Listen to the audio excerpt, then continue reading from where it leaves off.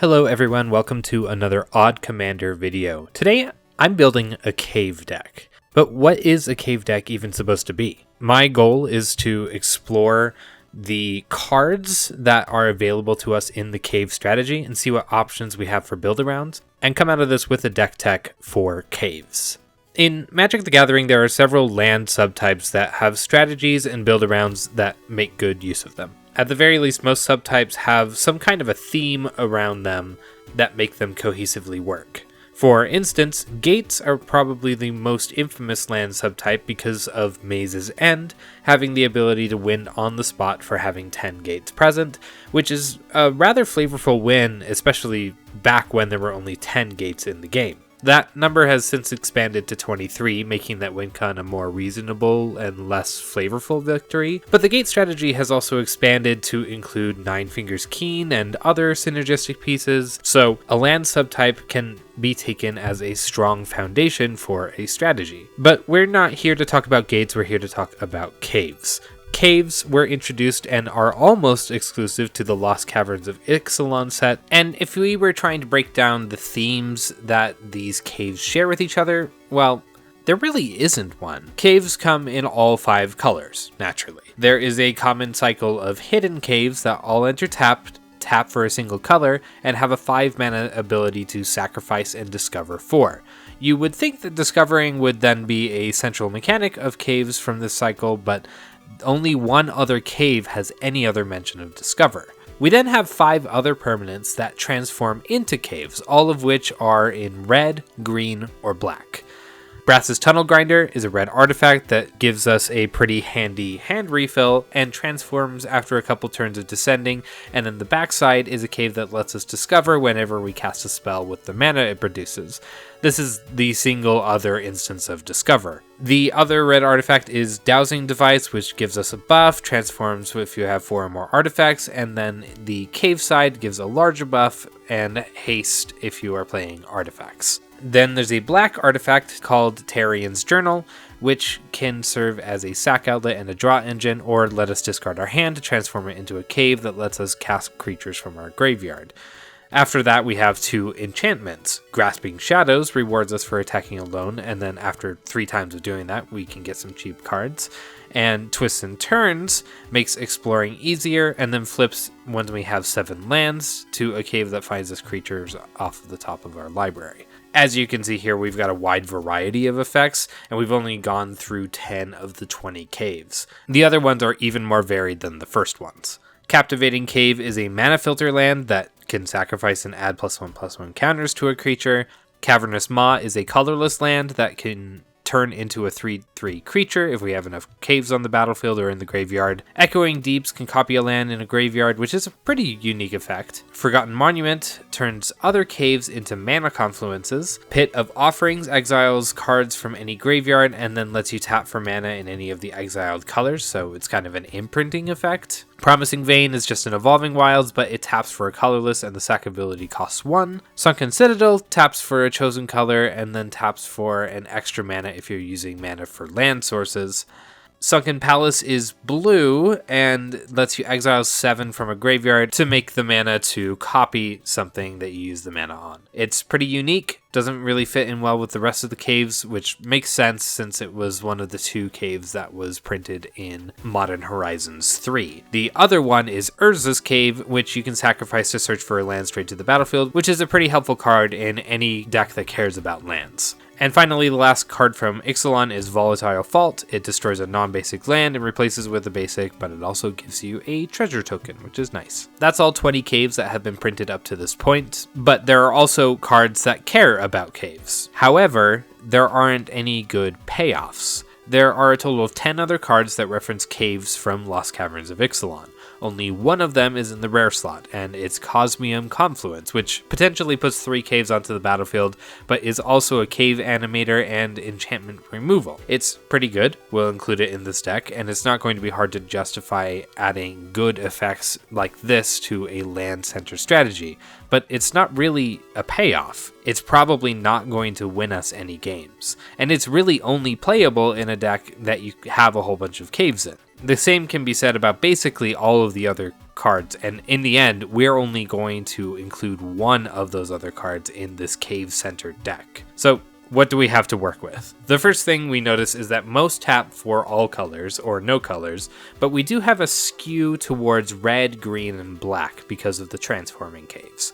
Additionally, one major theme among caves is that many of them sacrifice themselves. This isn't a unique characteristic about lands, but most of the caves have some kind of effect that sacrifices or cares about graveyards or descending, so a land sacrifice deck seems like a good fit for these cards, especially because we can sacrifice those caves without any additional help from sack outlets outside of the caves. So we've got a strategy and the colors that we want, and thank goodness that we have a new commander from the most recent set, and although there are other commanders that care about the lands in your graveyard, this commander works better than any other commander in this category and in these colors. We could make a pretty generic 5-color cave deck with very little synergy from the commander, but by cutting the 3 caves that are not in Jund colors and picking a synergistic commander that works really well with the remaining caves, we've got all of the makings for a really cool deck. All that being said, the commander that I've chosen to lead the cave deck is Zerael Genesis Shepherd. Zerael rewards us for sacrificing and replaying lands. We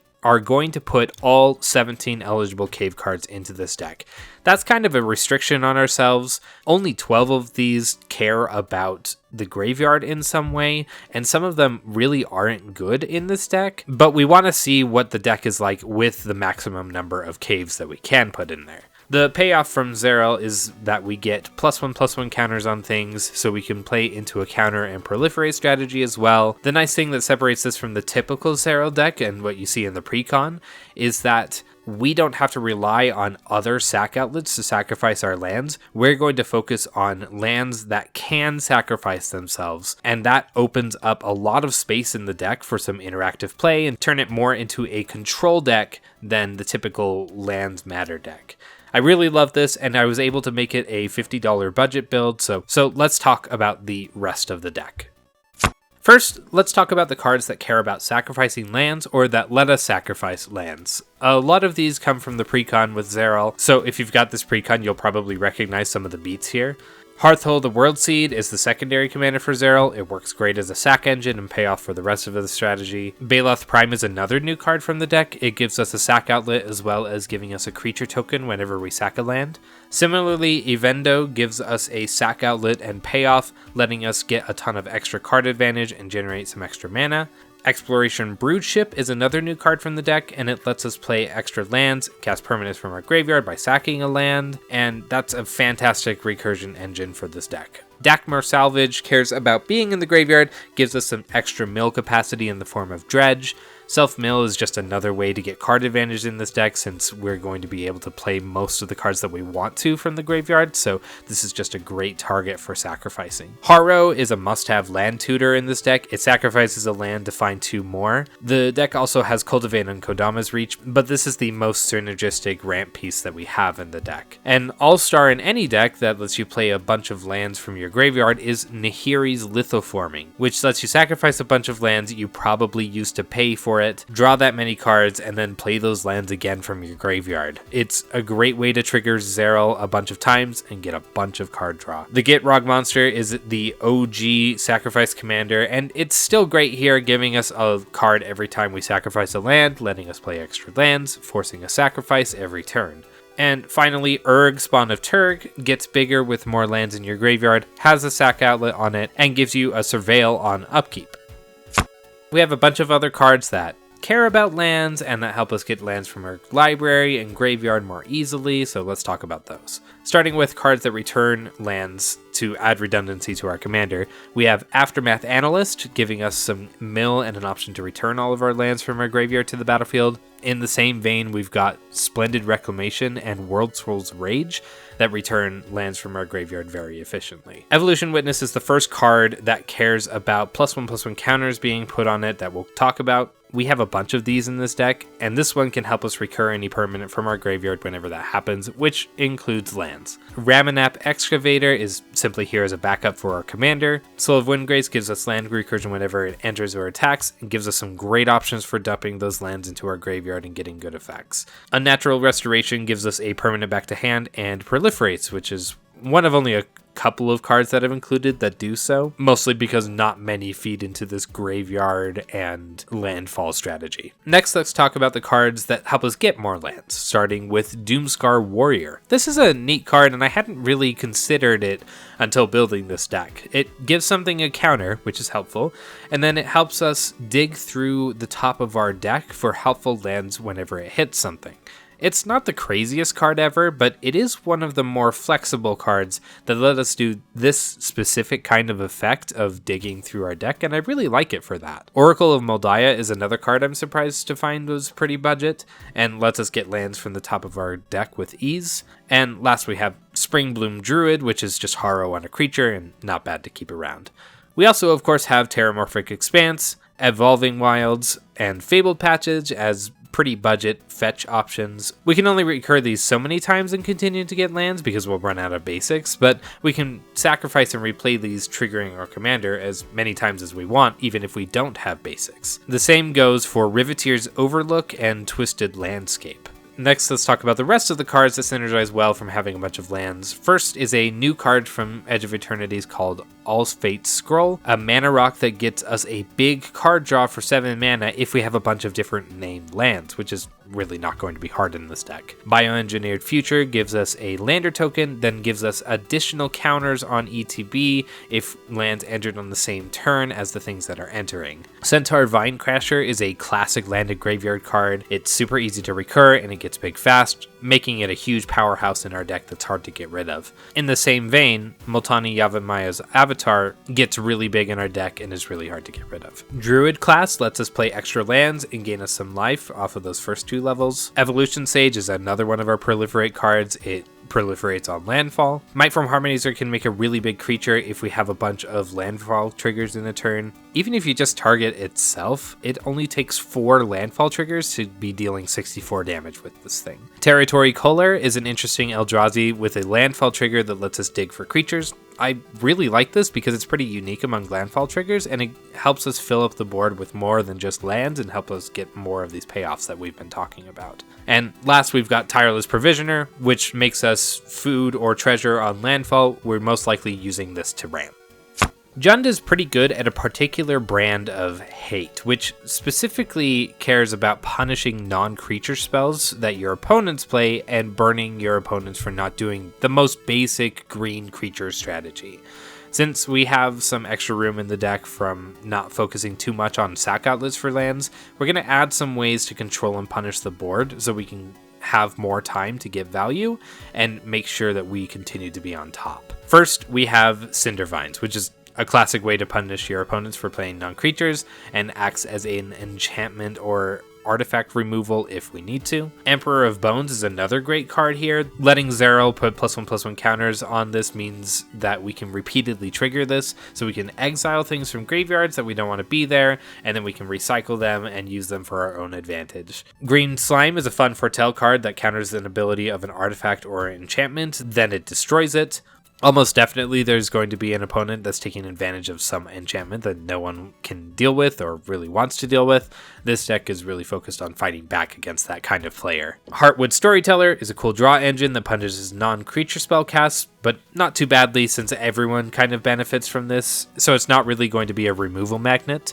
Scrawling Crawler is probably going to be a removal magnet. It's a great draw engine, but it punishes our opponents for drawing cards. Last, we have Viridian Revel, which is a perfect counter against treasures and other artifact tokens since we get to draw a card whenever they sacrifice them. For other interaction, we'll start with classic pieces such as Beast Within, Putrefy, and Terminate for spot removal. We then have Blasphemous Act, which is always good in a deck where we can get creatures to very large sizes that can survive that 13 damage. Blast Zone is a great land in this category since it sacrifices itself to do the board wipe, and then we can get it back and we can kind of target certain mana values with this. Calamitous Cave-In is another great Blasphemous Act-like board wipe for this deck. and this is the other card that cares about caves in this deck because it cares about caves that we have in the field or in the yard. We've got Rakdos Charm. It's a great hate piece for boards with lots of creatures, and we have Tear Asunder, which is a really efficient and budget removal for any Golgari deck. Last in this section, we've got some burn pieces that are going to help us deal damage for what our deck is already doing. Jury, Master of the Review, and Mayhem Devil are going to punish our opponents for sacrificing things. Goblin Raise Runners have a sack outlet attached, but can simply get bigger with Zeril and deal a bunch of damage at our end step. Magma Pummeler is another great target for Zeril since it basically stores up those +1/+1 counters as potential damage, and then you can seriously threaten someone if it takes damage or just swings through. And Tanuki Memorial Ensign is going to deal damage when our lands enter and gives us an extra card every turn. To round out this deck tech, we've got a bunch of other cards that fit really well in the deck with the theme and provide some utility. We mentioned a few draw pieces already, but there's some really cool lands that help here as well. Cryptic Caves is basically a 1-mana draw that we can repeatedly get back and draw cards to help dig through our deck. And then we have Throne of the High City, which can repeatedly make us the Monarch, since we can play it and reclaim it that way. The other draw piece I love from this deck is Fetid Gargantua, which gives us draw whenever we put counters on it, which is great for Zeril's ability. I really like this group of adapt creatures that we got with Modern Horizons 3. It's a great addition to the counter strategy. Another great target for counters is Kerbis Harvest Celebrant. It comes in with a bunch of counters already, and then it can easily protect our other creatures with counters on them by providing a fog effect whenever we need it. We also have Basking Broodscale, which is another one of those adapt creatures, but it gives us Eldrazi spawns and helps us ramp just by sacrificing lands. Then we have a couple of ways of making tokens, which is a pretty solid win con for this deck. There's Herd Baloth, which makes tokens when we add counters to it, Rampaging Baloths, which makes tokens when we play lands. The last is going to be Scouring Swarm, which I think is a more flavorful and fun version of Swarm for this kind of sacrificing lands deck. Last, I wanted to mention a couple of other lands that have cool sacrificing effects that are awesome when we replay them. First is Bojuka Bog, which can shut down any graveyard deck since we can repeatedly sack and play it. Next is Ghost Quarter, which can replace annoying non-basics with basics, and we can do that repeatedly. Haunted Fengraf can get us a random creature from our graveyard, so if we lose a bunch of them, the only thing stopping us from getting them back is the number of land drops that we have in a turn and the amount of mana it takes to activate this ability. And last is Mirror Pool, which can copy creatures and spells, and it's really easy to recur. I really love this build. I really love how the pieces of the puzzle kind of all slotted together with the release of the Zeril Commander deck, and I'm looking forward to see how it performs. Before Zeril was released, I wanted to say that there wasn't really a feasible way to build a cave deck that worked out well. And I think that may have been true when Lost Caverns of Ixalan came out, which kind of blows my mind that they made a whole subtype of lands that didn't really work together in a commander deck. So it's always interesting to see strategies be born out of that and get more support over time. So I hope you enjoyed this deck tech. Let me know in the comments if you would be interested in seeing more non-basic land type focused decks. I'd really love to run through the lot of them and see what the best deck that we can build out of them is. So let me know in the comments. I will see you all next time.